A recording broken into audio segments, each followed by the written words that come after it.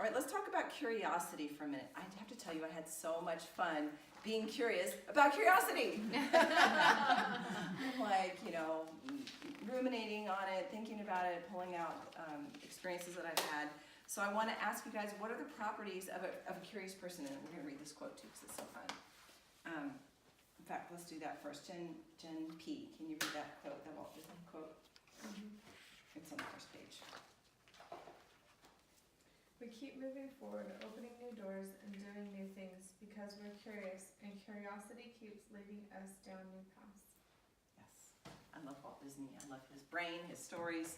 That is What is in Meet the Robinsons. Have you guys all seen Oh, Meet the yes. Robinsons? Yes. Oh my gosh. You've I never love seen Meet that the movie. Robinsons? No. Okay. It's like I one of my haven't. favorite I Disney haven't. movies Yeah. ever. And Okay. that's their theme. Keep moving forward, and they. Why is show it your that at the favorite? end. Because they like celebrate failure. You know, when his inventions aren't working. Oh, you would remember. It's right, it's I right like up it a your lot, alley. yeah. Like you would know. I have a copy, so I'll lend it out to you guys if you Yay. want to watch it. That would be great. Except Okay. we don't have DVD players anymore. No. I do. You do? I do. watch it, Sarah. Yeah, we have a viewing party. All right, so I want you guys to think for a second, what are the properties of a curious person? First of all, do you guys consider yourself curious? Yes. Yes, Yes. very much so. In some ways. In some ways. Yeah, in some ways. And how about you? Yes, totally. What are the some ways? Just curious. Well, sometimes. Just- Come on, girl. I just totally got what you meant. You're so cute. Took a second. Oh, this is gonna be fun. Are you serious? Okay. Well, because my brain can go in so many different directions that sometimes it gets overwhelming, and I have to shut it off Rein and it be in. like, focus. So you Yeah. are have to naturally focus. curious. You actually have to rein it in. Yes. Yeah. Because otherwise, I would be all over the place. Yeah. I would say that's true about you. You're a very curious person, and that's one of your traits. I would say good traits. I mean, they're all good Would traits. you say? Yeah, the I would same say thing? that's exactly the same thing. Yeah. I want to know, and I never get very good at any one thing because You always I'm like, spread oh, it out. well, there's something over there, and oh, well, what about that? And Yeah. squirrel. Yeah. Yeah, I have a hard time. I can definitely. Yeah, so I don't Yeah. accomplish very much. I just run around in circles. But there is But we something to be know- said about knowing a lot of things. Yes. Like Yeah. knowing a lot of things about a lot of things is also a skill. Like, Yeah. that's impressive. I'm not like great at anything, but I can do a ton of stuff. Yeah, that's So awesome. here's the thought that comes into my mind: Jack of all trades, master of none. Who's heard that? Yeah. Guess what? I love that. It's just a thought. Yeah. Well, a jack of all trades is still a jack of all trades. I know, Exactly. it's just a Yeah. thought. You always have to be questioning those thoughts that It's are like just a down thought. deep and be like, I don't know if that's really working for me. Just Because I because want to somebody be able to said do it. lots of things. Yeah. Yeah. Yeah. Just I because someone said think, it doesn't though, make it true. The confidence you have in doing a lot of those little things, I think if you really were to like focus on any one of those things, you could be really good at those things. You just, I mean, you only have a limited amount of Right. time, Yeah. right? So you can't You're choosing to do bother. everything and be the best at everything. So I think you could be if you wanted to. If I want to just focus on one thing, but yeah, Yeah. I don't.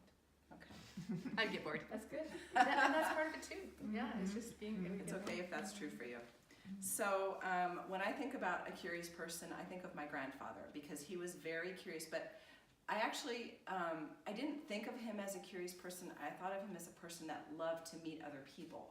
So he was, if we went anywhere with him, we always had to build time in for him to stop and talk with everybody or anybody. Like if we went to dinner, okay, he'd have to talk to the hostess and then the waitress and maybe the bus person too. You know what I mean? He just was always talking to other people. And he just was interested. He talked to them because he was interested.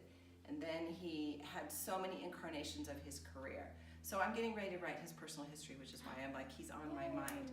He's up there. I know he's like tap, tap, tap. So anyway, I'm planning a family history tour to Illinois this September. And I'm gonna get his family history done. So I've been studying his life a lot.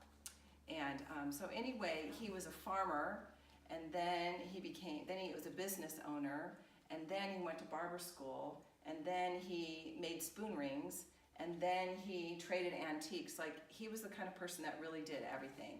And it's because he was interested in a lot of things. So I thought more and more about how does that have to do with curiosity. But the thing is, you don't do those things if you don't have curiosity. You know, curiosity is a great way to get you out of like being stuck in a I'm right situation. I was even watching a coaching call a couple days ago. A Jody more coaching call, and she was coaching this lady who had something seriously, like, yikes going on. I was like, oh my God, how are you gonna coach her? Oh my gosh. But anyway, I was just listening and watching, and she said, what if you got to the place of curiosity? Instead of like, as a sort of an antidote to feeling like you're always right and it has to be a certain way, how can you make your way over to curiosity? Because it's really, to me, curiosity is an opening up. Some of the steps I think we have on our workbook here to kind of help you with that. Being a curious observer.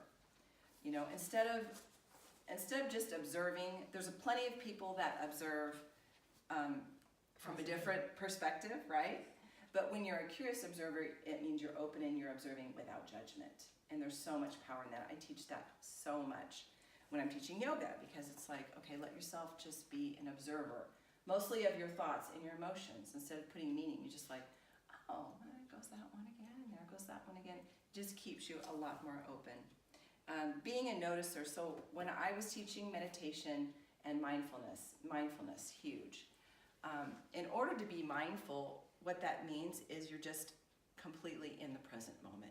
So I did an experiment once where I just didn't listen to anything in a day. Like I didn't turn on the radio, I didn't listen to podcasts or music or anything. And I just drove in the car and I just noticed. My job was to notice. And I saw the most interesting, crazy, weird things. And I really think it's because I allowed that to happen. I was driving down the street and I saw this huge bird fly over the field and then just land. And I was like, did anybody else see that? I've never seen that kind of bird. I mean, it was like that. And then one day I was driving along the road and I saw some man walking down the street wearing big fuzzy slippers. And it was hilarious. You know what I mean? I'm just saying, when you move yourself to that place of observer and noticer, a lot of things opens up to you. Like the world opens up to you and shows you its magic. Can I just say something really fast on that? Yeah. So the church used to have a podcast called Everything Creative. It was super interesting. I loved it. And one of the episodes that has stuck with me the most is this artist who had done like stained glass in temples and stuff. He and his wife traveled the country one summer, and they made themselves, they made a commitment to each other. Every day at 4 o'clock, no matter what they were doing, they would stop and paint for an hour. And so he said we would be in the middle of nowhere in Oklahoma and kind of look at each other like, well, maybe not today, right? And they're like, no, we made this commitment. And so they went off from their car. And he said the most interesting thing happened is he noticed a pattern that it usually took about 20 minutes to kind of like calm his brain down. And then he would start to notice stuff that he was like, wait, where was that 2 minutes ago? Like, I didn't even call that to mind. And so he said it was a really interesting practice that our minds just get so busy and we just don't notice so much of the world around us until we actually like take the time to be still. So sometimes like when we're hiking and stuff and we sit, you know, and eat lunch or a snack or something, that will happen. We'll be kind of chit-chatting and I was like, whoa, did you see that tree, like how it curves in such a weird way? And it was like, it just takes that time to like calm down. Setting that intention. When I was 8 years ago, I taught at a Montessori school, so I had to go through and do all this Montessori training. And that's part of the training is they teach you how to observe. And I will say back to what this guy and his wife did with the painting, it takes practice. You don't just everyone knows how to observe things, but to really truly become like an observer of things, you have to practice it on a regular basis. Like when I first started doing observations, they were very just like basic, like I wasn't seeing a lot of things, but like the more I practiced observing, the more I started seeing. So I do think it was really super hard at first to kind of understand like what was the expectation was, but as I started to try to clarify what are the rules now, what am I supposed to do? Right, but like as you just kind of just like let go of what those things are and you just really kind of get into it and you practice it more, you do perceive so much more in every aspect of your life, not just in that particular situation, but you're constantly in observation mode all the time. It's really interesting. Yeah, That's so cool. it's a that you really saw fun the mode to difference. be in too. Yeah. Like once you get there and you get it, it's kind of addictive. You're It like, is, wow. yeah. Like for me, people watching is the most fun thing you Oh could do my at goodness. Disneyland. Like you Or guys at the go on the mall, rides. We're just sitting at the park, or Exactly. it's so fun. Yeah, I agree. I love that. Favorite. Shoot, there was something I was going to say. Also, that's one of the things that they teach to get, if you're having like an anxiety attack or something like that, is implementing that observation and just starting to notice things around you Yes. brings you back into that place, right? Yeah, into the Wow. present moment. Uh-huh. That's where you feel Yeah. the joy in the present Exactly. moment. Yeah. It's not here. It's not there. Yeah, maybe that's one of the secret to the observation thing is it's not something in the past, it's not something in the future, it's what's around you right now. So it is bringing you into that present moment because it's like, what does the sunset look like? What does the clouds look like? What do the trees look like? And you can't do that in the past. You can't do that in the future. It's only about right now. Love that. I like that, Jen. I think about my little Hobbs, my big Hobbs, my dog, who's a golden doodle. And I notice that when I go for a walk, I have two dogs. My other dog's a lab mix, and she's a little smaller, and then my Hobbs is a little bit bigger. And when we go for walks, so my one dog, Stella, she just trot like this, walks along with her head down, and he, I don't know if it's because he has a long neck, he's always looking around everywhere. So it takes longer to walk him because he has his head up and there's a bird over there, and it's like, I always want to go, Stella, look up, you can see things. But that was just another example to me of how, there is a posture to being curious. You've told stories about working in your accounting office and always looking at your phone, right? Yes. As opposed to just, mm-hmm. putting your chin up and just like looking and being aware. And I think one of the barriers that I've noticed about being aware and not wanting to is that some people are afraid to let new information in because it might make them wrong. I've noticed this a lot with my spouse. So he likes to think things a certain way, and yet when you allow yourself to be curious and observe more, sometimes it will have an effect on you that makes you change the way you think, which is good, can be good, right? Because you might get to a more useful place, but some people have a harder time with it. What else was I going to say about that? Also, if you're in survival mode, sometimes you don't have time to notice things.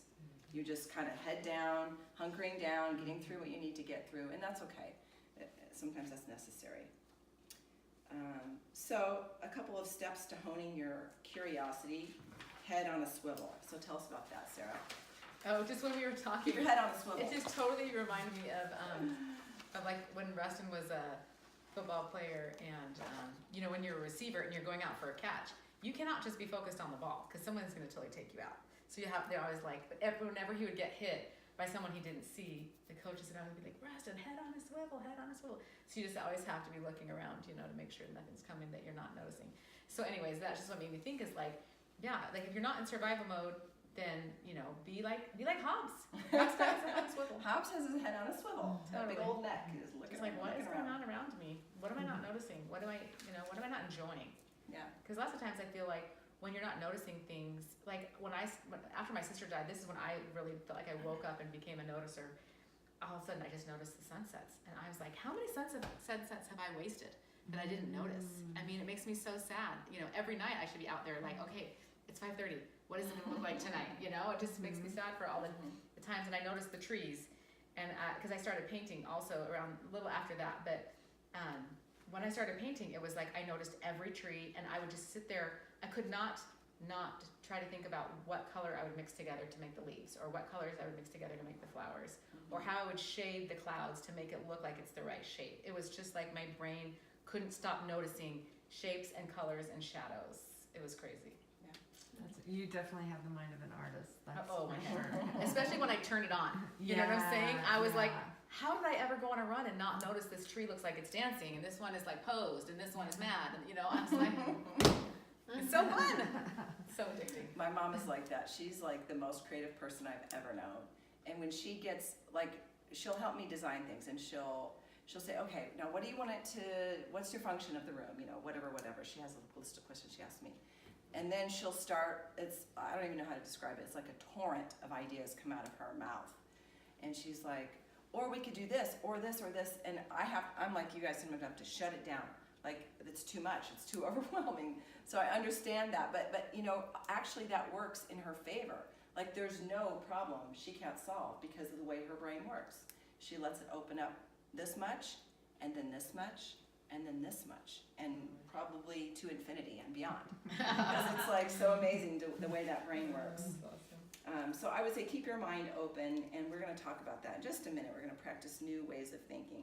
So I want you guys to kind of reflect. We don't have any reflecting questions on curiosity, but I want you to kind of take stock of where you are in the curiosity-ometer. See if you can expand your awareness and your noticing skills more. And maybe in a different way. I know you guys said a lot of you do that already, but maybe take it in a different direction. You know, most of us probably use it like with people, be curious about people, ask them things like that. But maybe about other things too, not just that. You know, what did you call it, the YouTube whirlpool? Yeah, yeah. Like You know, when you watch get the in, YouTube. and then the next one's suggested, and then the next one, and they're all kind of related, but it takes you down this interesting little whirlpool chain. And all of a sudden an hour's gone by, right? Yeah. Okay, so I'm gonna turn the time over to Sarah to talk about trying new things. Okay. So I like how we talked about, because being curious, it will lead us to try new things and become a jack of all trades kind of a thing. But it also doesn't mean, like, it could be just that we're noticing these things and we're appreciating the present moment, the world around us. Like, to me, when I started getting that painting phase, I was just like, God is amazing. Like, that's what noticing did to me. I just was like, how did he make all this stuff? Like, it's just incredible. Like, the different shapes of the different leaves and the different flowers and the colors, and like, how are these, like, right out there I have these purple bushes, these purple plants, and they're so bright purple. And it's like, there's just these bright purple leaves just right there. Like, how did he make leaves so purple? Like, leaves are supposed to be green. Why are these ones purple? I don't know. It just makes me appreciate God. And so a lot of your curiosity, it can just be about appreciating the present moment, or appreciating and feeling that gratitude to God and how amazing he is. And it doesn't always have to be about trying the new thing. I don't have to go and become a landscape artist just because I love the different landscape things. I can just enjoy it and appreciate it, and just it makes my life richer, but I don't have to actually change my life about it at all. But sometimes we do need to try new things. So I was talking to my daughter Chloe on the phone, and she has super curious brain, and I just love her brain. Like what you were saying, you love somebody's brain earlier. Is that what you were talking about? Yes. Anyways, I love people's brains. I love people, and I love seeing inside of people's heads. And so Chloe got to be on a little panel. She's up at BYU, and she got to be on a panel where they read over this lady's PhD paper, and she got to give her feedback on it with like 4 other professors and like 2 other students. And her professor, she's like totally teacher's pet, because she like always is talking to him after class, and like, you know, she's the curious student. And so then he called her up and invited her to this, which she was super flattered about. And then she got to do it, and she's like, Mom, I even had like observations and comments that nobody else had. Like, she had her own original thoughts about it. So she's like, I actually contributed to this conversation. And she's like, she loved learning, and it was like the history of statistics in Germany. I mean, just something super specific, really deep. You know, just never would have thought of it before or whatever. And she loved it. Then she goes, it was almost like a spiritual experience. Just being this observer of this deep channel, just one little specific thing, but she loved it. She goes, but I also, Mom, I love learning lots of little things about everything too. And I'm like, Chloe, I love your brain. It's awesome. Because she loves the deep dive, and she loves the broad thing.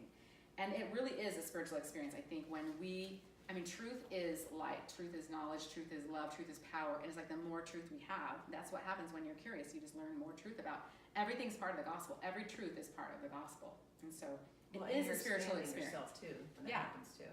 So sometimes we do get stuck, and we need to try new things. And I think one of my favorite things about trying new things is when you do get this new perspective. Like, even when I just started painting again, it was like I had this whole new perspective on every other part of my life too. Like, it made running different, you know, and it made I had different conversations with different people about the different things that I was discovering that I wouldn't have had I not tried the new painting thing or whatever. So lots of times when you're trying something new, you can get a new perspective on your old hobby. And in our earlier What Now classes, sometimes we talked about the story about the playwright who, I think it's in Big Magic, so I won't go into it too much, but one of the ideas is the playwright who was totally stumped, and he had, these bad reviews, and so he was totally having writer's block because he felt terrible because of the bad reviews of his play. And then while he's in this big slump, his daughter asks him to paint her bicycle, and he paints hers, and then he paints the neighbors, and the neighbors, and the neighbors. And then he like does the whole neighborhood, and all of a sudden he's this bicycle painter, and he's like, that was a really cool experience. Maybe I'll write about that someday. And he's like, hey, I feel like writing again. And so just that going off on that tangent brought him back to his real purpose, which is really cool. Sometimes we need just the fresh start because that is the new thing. You know, like for me, I did political stuff for a really long time, and I really kind of thought maybe that was my purpose. I mean, I thought maybe I should be running for office. I had people asking me to run for office. I could have probably won just because I had the right friends at the right time, even though I would have had to call them up for every single decision. Okay, what do I do now? I'm much better as the cheerleader than the actual decision maker, which is why I never ran. But when I was ready to try, to do the next step, which was to do these kind of classes and do more art stuff and more empowering of people, it was amazing that all the stuff that I learned from the political stuff that I thought was my purpose for a while and was my dream for a while, that was actually all leading up to the next dream. And it might not be my final thing either. I mean, it might be something different in a few years from now. I mean, who knows? You just don't know. And that's what's fun is when you can kind of go along those little tangents. And we'll fill that up in just a little, fill that up. It says fill your bucket right here. We'll talk about more about that in just a minute. I'm getting ahead of myself. Sometimes the trying new things is just to fill your bucket. It's just you need a new start. You need a fresh start. It's not even that it's going to give you a new perspective on the old thing. It's just going to fill you up with, more insight, more relationships, more love, more of whatever it is that you're needing. And sometimes it is to help us with a current project. Like I had so much fun learning about aerodynamics and learning about the principles of flight and stuff with this class. And it was kind of related to this class, but then again, it wasn't really, like I'm not gonna be teaching flight school or I'm not gonna be flying airplanes or anything like that. But I did do the YouTube whirlpool, with this, with the whole aerodynamics thing. And it's fun because my nephew is in flight school, so I actually have been able to talk to him about the principles of flight. And I understand how an airplane works and parasitic drag, which we never really talked about. But there's 3 kinds of drag. When you put them all together on an airplane, it's called parasitic drag. One kind of the drag is the texture of the airplane, like is it bumpy or smooth, or whatever it is that's going through the fluid. And then the other one is the shape and the form of it, and that's called form drag. So you have, what was the first one? I can't remember what that was called, form drag. And then streamline is the other type of drag. And so as the air goes over the wings and over the nose and over all the different parts of the airplane, it actually creates different jet streams. And those jet streams, well, they're streamlines. Those streamlines intertwingle with each other and actually create drag, the intertwining of the streamline. So anyways, it was super fun to learn about that, and I'm gonna incorporate that into a lesson or in something someday. Okay, so when we try new things, we get awesome results. So the first thing we get is new skills. So when I did my political stuff, like that was a new thing for me, because before I did that, I was just doing them all. Like that was a huge thing. Bill asked me if I wanted to be his treasurer and get involved in local party politics, and I did. And I just wrote a list of some of the things, speaking in front of large groups, like other than giving a talk in sacrament meeting, I'd never done that. And I did the debate, I spoke at rallies, and I was on the news, and I was on commercials, and it was crazy. I created 30-second commercials. I created like some of the stuff that I wrote called everybody in Gilbert on the phone. These automatic robocalls. And I got to create the 15, 20-second perfect synopsis of what needed to be said. It was really fun to craft it down and get it perfect. I made tons of political flyers, editorials, endorsement, campaign signs. I mean, I designed campaign signs that went all over Gilbert. It was so fun. I got to figure out the colors, and I worked with different people, what's successful, do you do a border on it, what size, what shape, all those things. I got to learn all about that. I learned a lot about human nature. I learned about my own human nature and not to email people in the middle of the night when you're angry. Don't email like thousands of people in the middle of the night. So embarrassing. Like it was even talked about in the newspaper the next day, and I was like, okay, yeah, that was a hard lesson. I taught about the Constitution in the classroom for 13 years, so I got to really hone my teaching skills. And I learned about how to teach little kids versus how to teach adults and how to teach young women, and it was really, really fun. So that I learned a ton. Of course, the live debate was huge. The main thing I learned about that when I did that was internalizing the arguments so well that I could just speak from my heart. I didn't have to look at my notes. I knew why I was there. I knew what the pros, the cons were, and all that stuff. So that was really fun. You were Gandhi. Yes, I had to be like that. Because at first I was like freaking out and I'm like looking at all my notes, and after I got into it about 5 minutes, it was like, you know this. You've been in a million meetings. You know what your side of this is. You know what their side is, and you know how your side is better. So just tell them. Winner. I had people come up to me afterwards and just like, have you done this before? You did such a great job. You're a total natural. And I was like, okay, because I was dying. So thank you. I thought I was going to pass out. Okay, and so another one of the things is just, and then leading meetings. Like, it was fun because I led all these meetings. Well, we would actually kind of rotate, but I did lead a lot of the meetings in like the political way with Robert's Rules, where you have the floor and you second the motion and all that fun stuff. Like, I learned how to do that.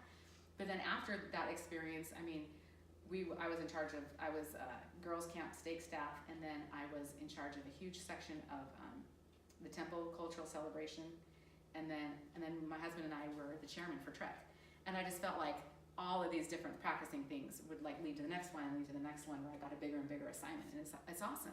And if I hadn't said yes to the political stuff, I don't think I would have been able to handle any of the other stuff. So it's awesome. And then the people that we meet. I met Camille. If I hadn't done my political stuff, the Lord would have put us together somehow. Eventually. But that's how I met Camille, and that's amazing. And then that is how this opportunity came to be, because of Camille. Okay, and opportunities to serve. You know, when we try new things and we say yes. I mean, we're telling you guys a lot of time to say no, like have boundaries, you know, do the things that you want to do, be purposeful in how you spend your time, but don't be afraid to say yes. Because I said yes to Bill, and that was like my whole life wide open. And then I said yes to Camille, and that just changed everything too. And so, and even just saying my yes to my tax job. I mean, I worked for 3 years at that tax company. I learned a ton. First of all, I showed my husband, yeah, I can get out of here and I can do a job, and I'm a real person. He doesn't respect like what I do at home at all. And so it was like, yeah, I can do that. Check that off your list of things that I can do, even though you try to shame me and say that I can't do them. And for myself too, you know, I can go out there and have a real job, even though this is my real job. It's the best job. I also learned I don't want to do that for the rest of my life. Like, after a few years, I felt like I was just dying behind that desk. I was not meant to be there. So that's the other thing, is we can learn what we're not supposed to do. We can have opportunities to fail and see the things that definitely not my cup of tea. And maybe you thought that's what you wanted. Maybe you thought you needed a real job, you know, and you do it, and you got to travel down that road and see the dead end. Okay, now I know. Checking that off my list. I am never doing that again, unless someone has a gun to my head. Okay, so trying new things, the how. I think the best way to try new things is just to start it and just do it.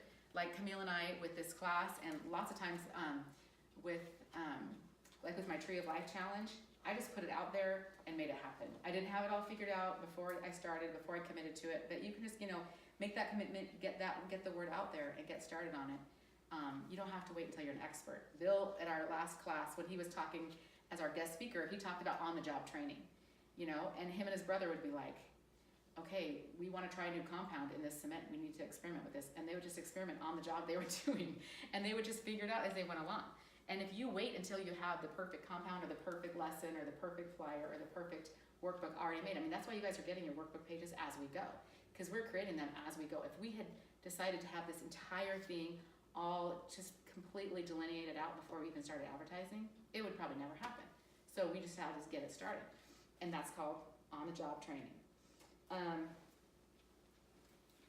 Okay, another thing you can do is use someone else's bravery and try out their thing. So tag along with somebody else, you know, get a mentor and have them help you.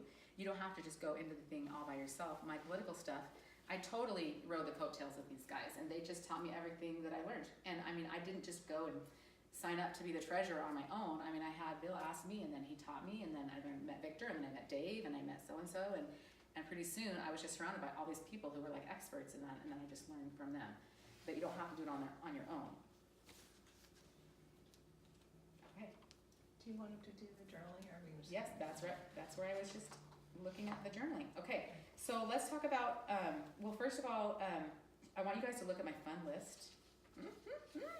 The cute different fonts. Yes, all the fun fonts. So just kind of let that like spark your imagination, but just think of some new things that maybe, you know, that class that you've always been wanting to take, or that subject that's super fascinating to you, if you just never had time to think about it. So let's just take a couple minutes to answer those questions about what you might want to start learning about, and what is stopping you. And then we will talk about the next subject.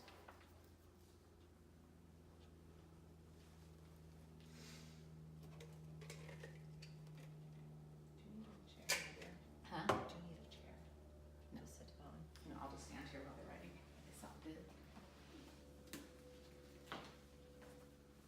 When will I start? I'm making you commit yourself. Mwah.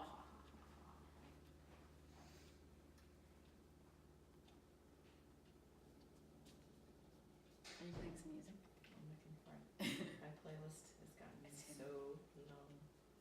It's okay. They're probably almost done. It's not that long of a thing. We'll just give it a couple more. The stickers. Oh.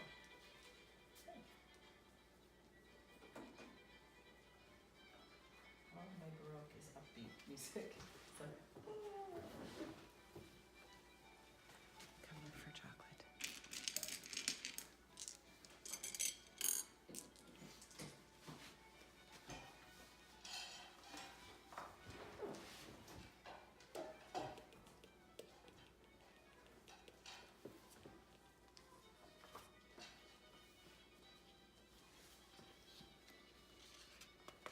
No, you need to be sure to take that candy with you when you leave again. I will.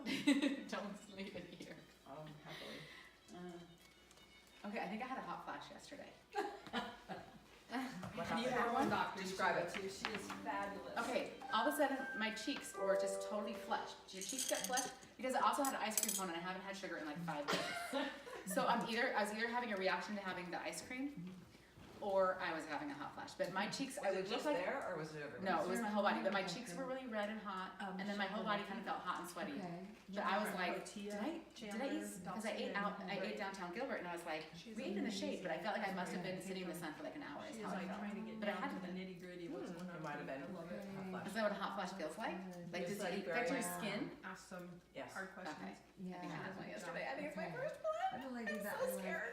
Don't be scared. hormone centers that Now there's I hormones. I Now told you you can- to grow up. Too late. You're already doing it. My birthday is in like 2 weeks, and I'm like, no, I'm having a hot flash right before I turn And it's 47. all finding food. Have you ever had any? No, Oh, you're I too young totally still. believe it was Heavenly Too Father young like still. intervening because I was referred to the male doctor that works there, and he Yeah. was booked, and so they're like, Dr. Glenecki has an opening. Sorry. That's what I need to go to? Yeah. Yeah. Okay, text me her name later. She's amazing. Yay.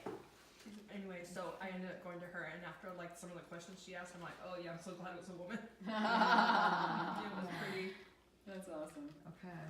Okay. Okay, any thoughts? Is there anyone who's like, okay, Sarah's giving me permission to try this new album? Or is there something that's been kind of like thinking, like sitting in the back of your brain that's moving to the front? Any thoughts? It's One okay if thought the answer is pattern no. I realize that I have is one thing that stops me is I feel like if I'm gonna start something new, like I have to see it all the way to the end. Like Mhm. I should get a master's degree in nutrition if I'm interested. Like, you how can't dumb just is read that? one book. Right. You know you don't even right. have to finish books that you start. Oh, I'm good at not. Oh, good. I Because get someone the told me squirrel that thing. once, and I was Yeah. like, oh my gosh, I'm free. I don't have to finish every book. Mission, like, Yes. I needed, finished the book. I I'm know. like, I needed someone to tell me that. Now I'm like, oh, the first half Oh, I of do it. that all the time. Yeah. Okay, good. Like I am done with you. You feel the Yeah. measure of your creation. Yeah, it was in my life. I love that phrase so much. Yeah. That's awesome. Yeah. I think I feel paralyzed by all the things that I want to do, Mm-hmm. and I just don't know like which one I want to start first. I'm like, I want to do that. I want to do that. I want to do that. Mm-hmm. Like I don't think I'll ever get bored. Yeah, Like, I just have like too many things that I want to do. same. It's a good thing we get to live forever. It is a good thing, but it's like also on the other hand, you kind of just are like, where do I start? Because I Yeah. don't know.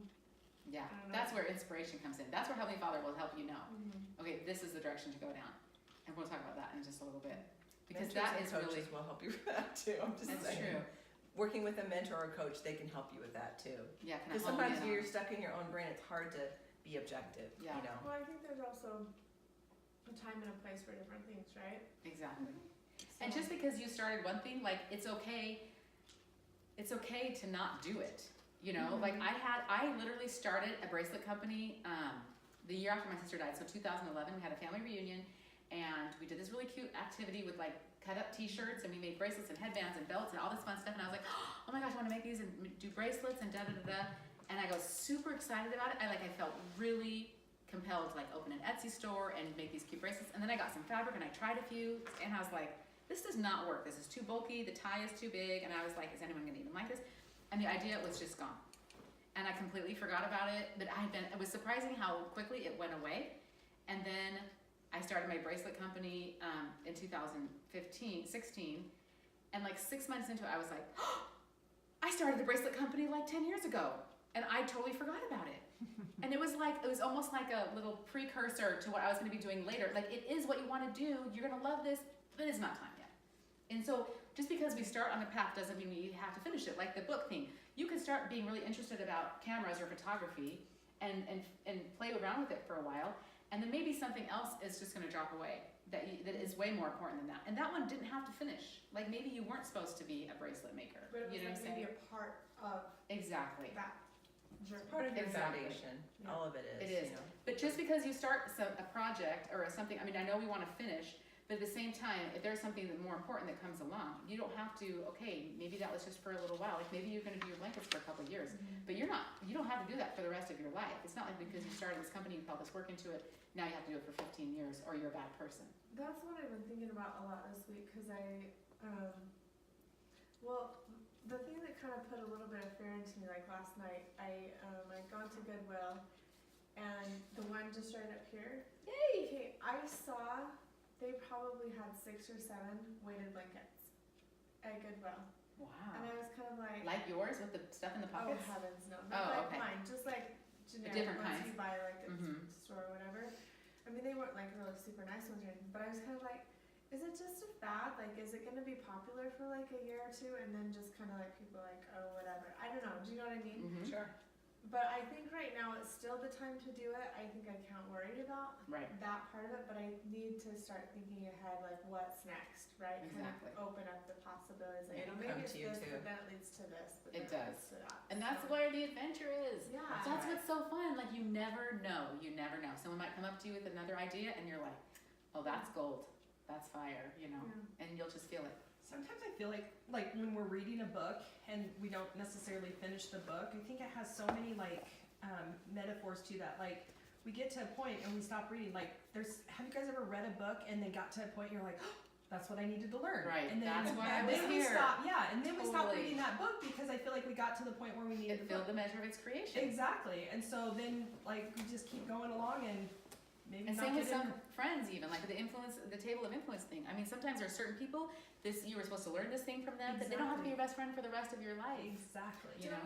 Have you ever read a book and you've gotten to the end and you've just been like, oh, why did I waste all that Yes, time reading it? exactly. Because you're just like holding on. Hoping Holding that on. you're It's gonna gonna get- get better. It's gonna get better. It's gonna get better. And you get to the end and you're just like, that was the biggest waste of time Totally. ever. My sister has a thing where she's Totally. like, if I get 100 pages into it and I don't like it, she just stops reading it. Yeah. She's like, And you can't be like, well, I spent $12 on it. yeah. You know, that's where I am. Like, I have to use up my money out of this book, even though it's not serving me at all. Okay, I want to talk about seeing your dreams as legitimate. This has been such a fun conversation to have. Okay, so first I was thinking when I originally thought of this part of the lesson, I was thinking we are going to help the girls see their dreams as legitimate, help them just boost up their confidence and all that stuff. And then I was talking with Bill about it, and he was like, you see your dreams as legitimate because you make them happen. And then you're like, oh yeah, I can do really hard things. I can do crazy things. I can dream up something and make it happen because look at all the other times I did it. And I was like, duh. So let's talk about it that way, you know? And it was like, it's not like you have to see your dreams as legitimate because you value yourself or because God loves you or because you're a daughter of God and your dreams mean something. Your dreams are legit because you dreamed them before and you made them happen, and you're just giving yourself proof and evidence all along the way. Yeah, I can do these hard things, and I can think of something in my head and make it happen in real life, and then the next time you just do more and more and more.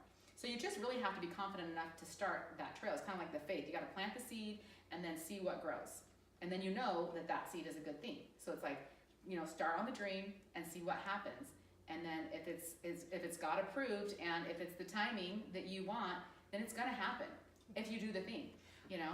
I'm reading a book called Power of Awareness, and it talks about the law of assumption, like assuming that like It's gonna happen. it's gonna happen. And I just had this epiphany last week where I was writing a Dear Father letter, and he said the look back thing. I have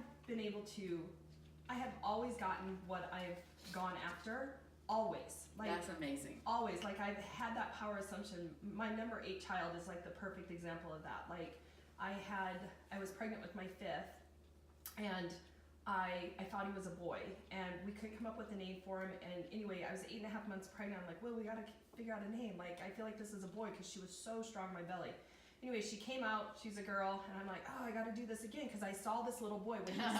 When he said Nicholas David, I saw this little boy, and it looked like one of my kids, but wasn't one of my kids. And so then Shelly came out, and then Sarah came out, and then Jennifer came out, and I told you guys this story. I may have told you. Yeah, So I was literally folding up Jennifer's little 0 to 3 month clothing and putting them away, because I'm like, I'm gonna have 13 girls before that little boy gets here.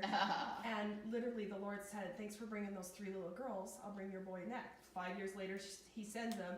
I just remember like that whole feeling, because Will and I were fighting, like we just fought all the time. And I just remember thinking, everybody kept asking me, why are you having more kids? We were financially, and I just remember like that feeling, like that knowingness, that assumption that he is gonna get here. And then he was 18 months old, and he was, and I've had several of those experiences, and going through recent experiences, like Father has always brought those to my mind. Like, remember the story of Nicholas. Remember that energy around that, so you can hold on to this. Perfect. And that's why we guys, the thing about your 150 accomplishment list, that's your evidence that your dreams can come true. I mean, we have dreams of being a mom. We have dreams of, of being this kind of a mom and doing these kind of things. And it's not just your 150 accomplishments, but it's 150 dreams, little small dreams or things that you made happen. And I love that. Okay, I want to tell you this really cool story about Zeldin Nelson. So he is he's one of the CEOs of the National Center for Constitutional Studies, and they had the average number of constitutions. So they have these little pocket constitutions that they get out every year, and this is the superhero version. The other one just has like, isn't that super cute? It's like, I fear my rights are in jeopardy. What possibly can I do? The United States Constitution, the Declaration of Independence, kapow! So cute. The 1-2 punch.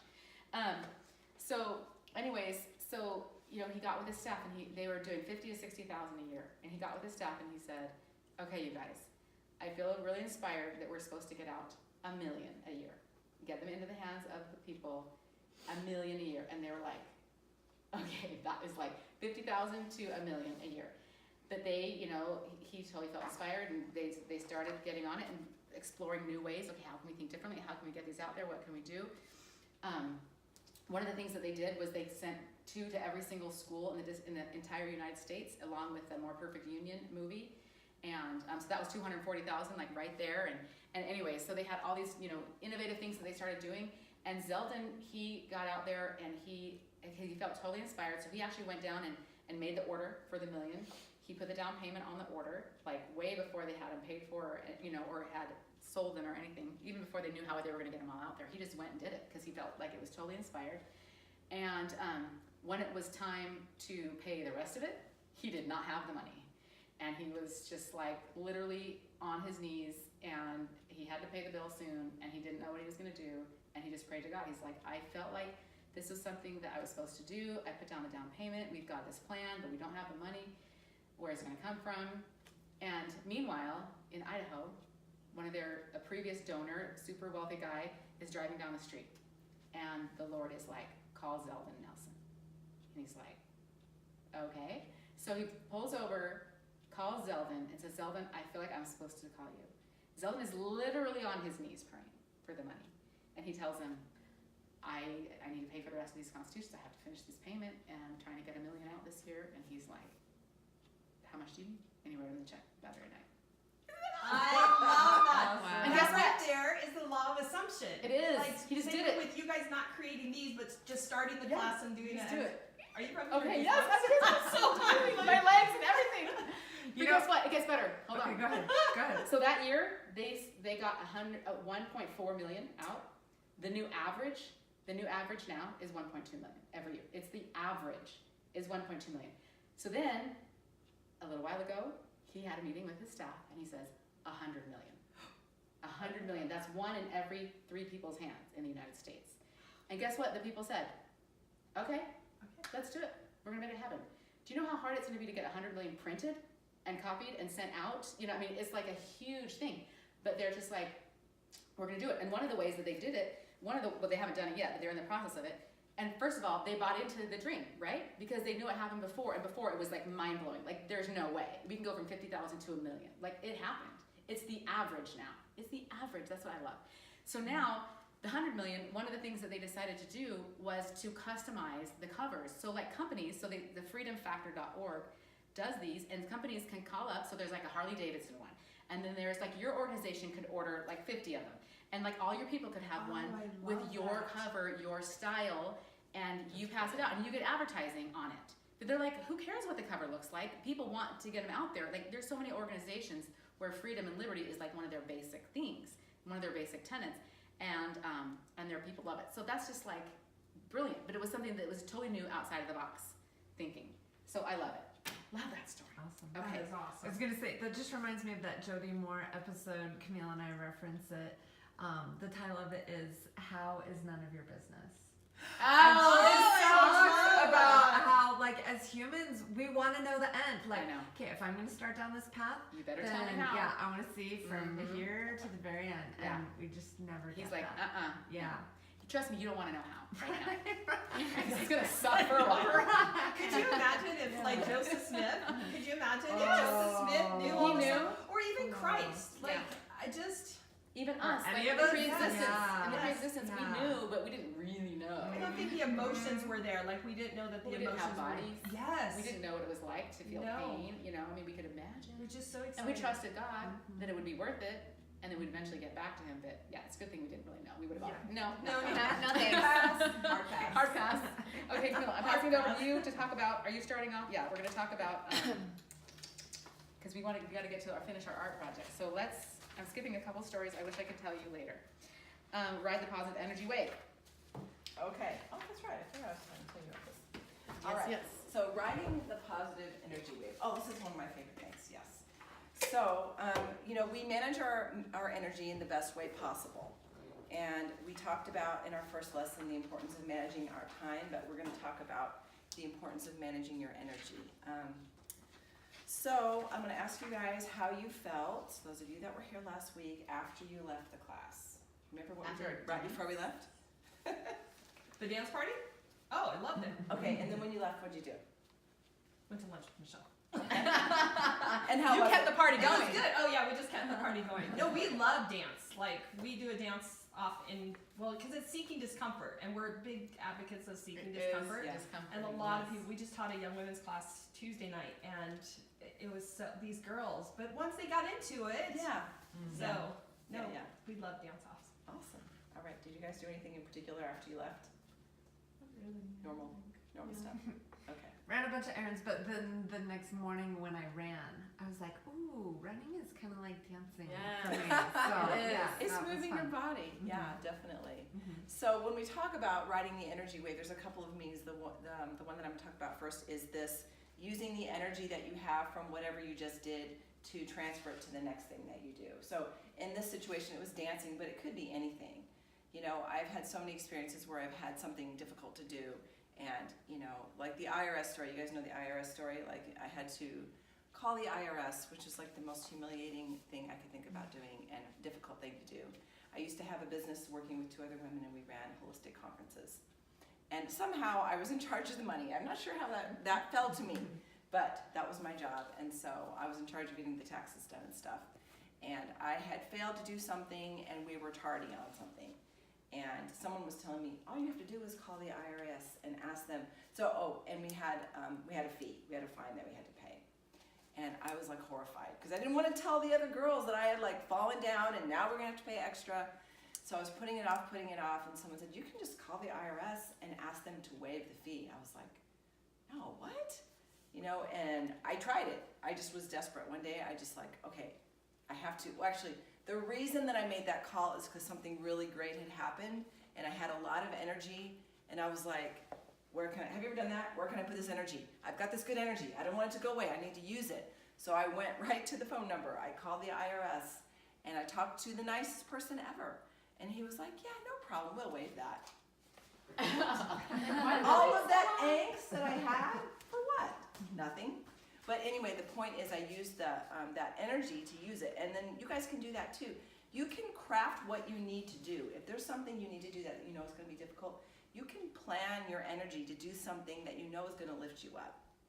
And then you can just use that and go right. Don't let it be wasted. Go use it for that thing that you don't like doing. I mean, you could go do something fun like you guys did when had lunch, or you can use it and put it towards something that's on the bottom of your list or a difficult thing and use it. And it works great. I've done this lots of times. Can I add to that? Do you guys know who Leslie Householder is? She wrote about the Jackrabbit Factor.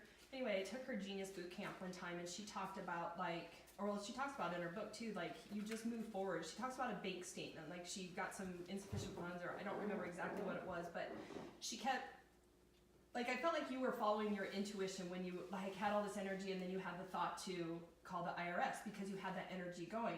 Yeah. And that's kind of along the same lines as she thinks. She's like, when you're going down a path, if you force yourself to try and do something, chances are the ending won't end up happy. Does that make sense? So one day she called the bank. She didn't feel like doing it, but she just is like, oh, I'll just get this done. I just want to check it off my list or whatnot. And so she called the bank, and it was a nightmare. Like she was on hold for 3 hours and going all over the place, and she's just like, forget it.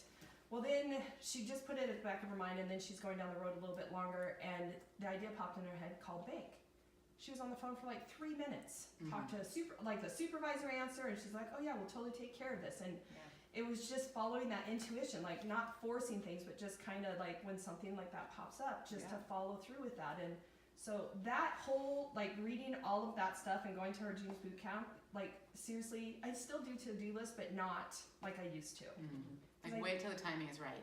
Yeah, and Like, that no, thought Like don't was- never do it. because but- Father sees the entire picture, and he's Yeah. like, okay, now call the bank, or now call this person, Yes. and then it just turns out to be this beautiful experience. Yeah. So I mean, Absolutely. it probably turned out good for you because you had that thought. Yeah. You called the IRS. Yeah. And Yeah. I love that. I'm going to So- add that in. Not just the energy, but the intuition. yeah, it was absolutely go do your that thing. intuition. Yeah. Yeah. It turned out So right. I'm reluctant to ask this, but I get a lot of pushback from kids that don't want to do things right. And Mason, he's been playing tennis. He likes playing tennis. He enjoys playing tennis when he gets there. But he's not the best at playing tennis. And so he ends up losing a lot of his matches, and he gets really frustrated. Well, he has his last tennis tournament on Saturday. And he has his birthday party on Saturday night. And he doesn't want to go to his tennis matches on Saturday because he's afraid that if he lost tennis matches all afternoon, that he's going to be in a bad mood for his birthday party. Which makes sense He's very to me. self-aware. Seriously. Totally. Like to be able to pinpoint that like a week Absolutely. ahead. That's what I'm saying. That's kind of a Yeah, big most thing. kids I are not think thinking thought about that. Yeah. But like, how do I help him work through that? You know what I mean? Like it's something he's got to do. It's not, it's a commitment that he's made. Mhm. But I don't know. I literally want to call the coach So and be he's- like, can you he's get a worried about really the easy negative match energy so you wave. can win? Yeah. But that's not like the solution to the problem. But he's right? in charge of the energy that's created Yeah. inside of him. So even if he should play the tennis match and lose, he'll have to just plan on something else to bump the energy Yeah. up. Something in I between. mean, he's in charge of that. It's not just Yeah. things happening to him. Right. Is maybe he doesn't understand that his feelings are created by him, Right. not by some outside thing. I Right. mean, kids a lot of times think, that happened, you hurt Well- my feelings because you did that. And you can also tell them, what a better way to make yourself feel better is go to a fun party. Like, that's the solution to the problem. Absolutely. If you feel bad, then go to a party, you'll feel better. Don't just sit around at home and feel bad. Yeah. To me, that seems like the perfect solution. Well, it's Is his your- birthday party. Oh, it's his own? Yeah. Oh, well, even better. You feel bad, have a birthday party. Yeah, I'm sure about it. If your own birthday party can't cheer you up, then I don't know. All right. Did you- Okay, can I did you talk get- about mine? Yeah. My Go, part go, of go. it? Yeah. Okay. So the other way of riding the positive energy wave, and this is kind of my take on the thing, was sometimes the positive energy wave can just lift us up. It's not about us making the hard phone call. It's kind of about you're sending that positive energy out there, and then it comes back when you need it. So kind of like the concept of karma. and it was interesting, when I was going through this final divorce process phase, so October 15th is when I finally was like, I am done with being told that I'm crazy and that I am at fault for problems in our marriage. And so I started sleeping upstairs, and I was terrified. I mean, so that was Monday. On Thursday, I like made the decision. Like really, truly, super inspired, amazing answers. Like the Lord is like, it's happening, and it's gonna be soon, and it's time, and you know it. And I was like, okay, but I'm really scared now because I believe you and I know you're right. And so one time I was sitting, my craft table was upstairs in my loft, and I had this just sitting on my craft table, and it was like, and I painted this in January 2016, and I was just like sitting there looking at it, and I was like, that's exactly what's happening. The only thing that is keeping me from getting divorced and being free of abuse is my fear, because I know I am gonna have to go up against Russ, and I'm terrified. I'm terrified of the unknown. I'm terrified of being alone. I'm terrified of paying my own bills and being broke and not knowing where I'm gonna live and how my kid's gonna react and what's my family. You know what I'm saying? There's a million things. There's a million reasons to be scared of getting a divorce. They're legit reasons, right? But that's the only thing that was keeping me from doing it. And I looked at that and I was like, that's it. Everything I want is on the other side of fear. So if I can just get through the fear, I can have everything I want. And I was like, wow, I made myself a pep talk like 3 years ago. How awesome is that? You know? And I was like, and the Lord just had it right there. And we had this little, yeah, how convenient of me. Yeah, exactly. It's like, oh, it's literally, this happens to me all the time. It's like the Lord's like, just wait, in 3 years, you're gonna be really glad you did that painting, right? Exactly. So I literally just had this conversation with God, and he was like, yep, look, we even made you this little pep talk painting right there, and you're gonna be okay. It's just fear. Fear is just a thought. It's just an emotion. It's not real. It's paper. You can just go right through it, and boom, you're divorced. It's like, it can happen. So I really, really was like, wow, okay, this is happening. So that was like my theme for the divorce, just like, don't let the fear stop you. And then like 2 nights later, literally like 2 nights later, I'm like scared again, right? I'm like freaking out. I went to his wedding reception and I had totally a fun time. I went by myself, you know, without my husband. I didn't even tell him about it, and just kind of like living my own life. And then on the way home, I don't know what happened or what triggered me at the reception. I just cried the whole way home. I could not stop crying. And I come in the house, and even on my way home, I was thinking, okay, God, I need another message. Like, where's another message? And I literally was like, okay, you do this to me a lot. You're awesome at this. Like, where's another one? And so I come home, and I'm totally crying. And Russ is like, what's the matter? And I'm like, you are the matter. Don't ask me what is the matter. So I just ignored him, and because I told him, don't talk to me until I figure this out. So anyways, so there was an envelope for me on the, you know, he got the mail, and it was just sitting on my island. There was an envelope. And I literally on the car on the way home, I was like, I need a message. I need something to let me know that I'm on the right track, that I'm not just crazy. And anyway, so I see this card, and I opened it up, and so we taught Michelle, this girl who made me this card. She took What Now online. We did a web version one time, and she took it in Florida, and she was my friend Kat's friend. She's totally broke. She has no job, and she's this amazing woman who does all this service, and she's blessed so many lives. And when I heard about her, I was like, okay, we're gonna do it for free for her. We're just gonna, like, it was Kat's birthday present that Michelle got to do the class for free. So this girl was doing our class for 100% free, even though I had to ship all this stuff down to her, and it was awesome. And I'd never met her before until we taught the class. So she told us that she was gonna send us something in the mail. Anyway, so I saw that it was from Florida, and I'm like, oh, it's probably from Michelle. So I opened it up, and I'm like dying. She's like a paper crafter. This is like her thing, and I actually even seen her working on this when we were on Zoom one time. And I was like, oh, I hope you send that to me. She sent it to me. I don't know if she's actually working on it for me, but she sent it to me. And then I opened it up, and can you guys see what it says on your little paper there? Mm-hmm. Everything you want is on the other side of fear. And I was like, oh my gosh. Like, in my heart, I was asking for another sign that I was on the right track. And Heavenly Father's like, remember like 2 days ago when we decided that was the theme of this? Here you go. Yeah. I was listening all the way from Florida, already in the mail when you had that, you know, like, am I good or am I good? I was like, you're good, you're really good. So I felt, and then when I was talking to some of my friends and telling them how I made the divorce decision and how I was getting out, I kept telling them about how my friend Kat and and I was like, oh yeah, she took What Now? And then I was talking about my friend Tara, and I was like, oh yeah, she took What Now? And I was like, oh my gosh. Like all of this stuff that I sent out there was just like coming back and like just swishing me out the door of my old life into my new life. And it was amazing. And that's what I feel like riding that positive energy wave. It's just putting it out there, doing what you're inspired to do, and then really enjoying it when it comes back around, and it like all those people surround you, like all my political friends. When my sister passed away, I was so blessed, and it was like I put it out there and I worked really hard and I did all these things, and then she passed away, and I had like all these new friends to just totally support me and keep me alive, and it was a huge blessing. So you guys are doing that right now. Like you're already doing it. You're teaching your kids, you're doing your callings, you're doing all these extra. I mean, all of us here, we're here because we like to do extra. We're very extra kind of people. And you're doing that, and it's gonna come around and bless you at the most perfect time, because that's how God is, and he loves us. And so he's gonna help us get through whatever it is, whether it's making a dream come true or just getting through something really scary and difficult. So this is like one of my favorite stories ever. And then the hope thing happened, and then it's just so many. Okay, so we want to talk to you guys. Well, so we're going to finish our craft project. And so here is what we're going to do with all these words over here. You're going to have like 20 minutes, 15, 20, or yeah, whatever's left on the clock. Okay, so my sister-in-law did this, and when she started chemo, she had breast cancer, and when she started chemo, her and her daughter, okay, they love words. My sister-in-law, she's like an editor. She's worked for Warren, the guy who wrote, super famous author. You probably all read his book. I can't think of his name right now. But she's edited for him. She loves words. She's a total wordsmith. And so her and her daughter cut out all these words from magazines, and then they sat down and they crafted them into like little positive, uplifting, funny, encouraging things for her to think about. It's like her little pep talks for her chemo. And I was dying when I read them, because they are hilarious, because you're taking these random words and you're putting them together to give yourself like this little pep talk. So they're super weird and unique, but they were awesome. Anyway, so when I started the divorce process, when I moved upstairs, I was having a really hard few days at the beginning especially.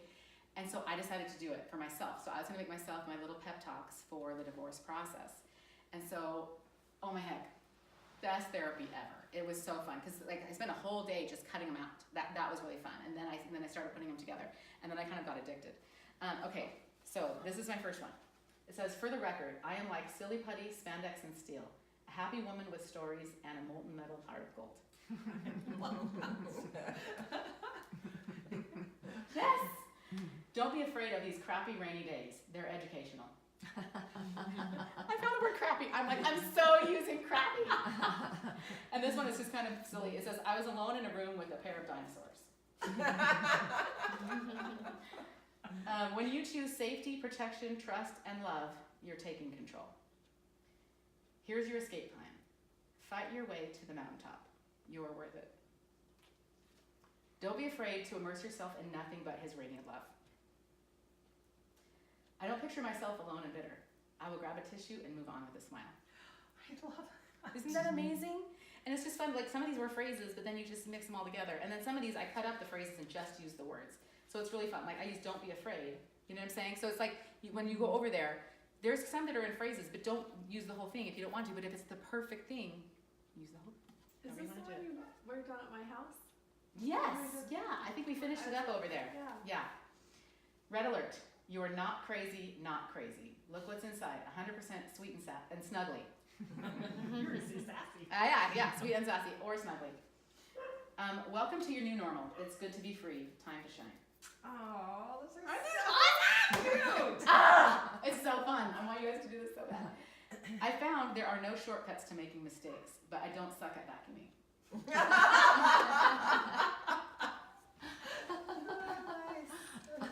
Okay, this one's the most random one. I almost need to redo this one because it almost doesn't make sense. Relax, go to your room, rethink your flashbacks. They look ferocious, but inside they're just a hairball remedy. The hairball remedy part is later it's on. just, yeah. Don't change it. I'll do that. Maybe Okay. later on it will Yeah, be the more. hairball remedy. 3 years. Yes, from 3 now. years. It's gonna come back. Yeah, Olivia last night was like, that one makes sense until the very last sentence. Like, I'm not sure what that last hairball remedy means, but. Oh, I bet it makes sense sometime soon. Yeah, okay, you guys, that is gonna be really fun to find out. Now I'm just curious, like, what is that gonna mean someday? So, okay, so we have tons and tons of words over here for you guys. So what we want you to do is just make at least one phrase, and then just take it over to your thing, and then we'll just like use some Mod Podge and stick it on your little background. So you guys can make your own pep talk. And your pep talk can be about living your dreams, or whatever struggle you're going through, or it can just be like, you know, getting past whatever it is, your pep talk for today's lesson.